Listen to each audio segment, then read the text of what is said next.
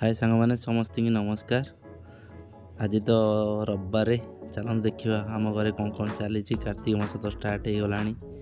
देखा कौन कर बो आड़े देखु साधा करुच्ची तार तो साधा सी आइंस खाइबनी कि आइंस पूरे दबनी सी तार कोबी तरकारी करुच्ची। गुडली तो आमर नहांती सी घर को जाइछंदी। मु आड़े कौन कर देखु मु बाहर कर माटी हांडी मटन जोटा कि पूरा फेमस।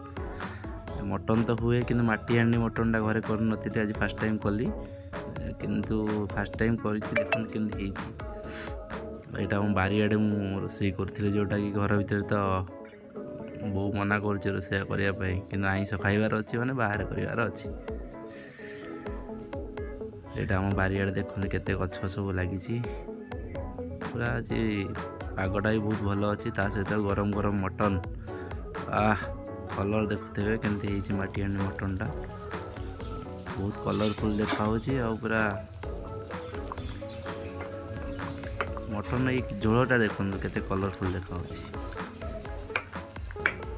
माटी हांडी मटनटा देखा तो भल लगुच खाइले जना पड़ो केमती लगुच।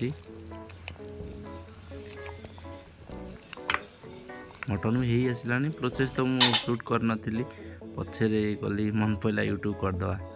वाह देखो तो फाइनाली माटी हांडी मटन हो जाइए केते यूनिक देखा देखो माटी हांडी करवा डिफरेंस हो यहाँ बहुत भल से मटनटा सीझी जाए आ कलरटा बहुत भल आसी था।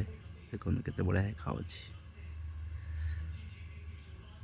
वाह वाह ये चर्बीर क्वालिटी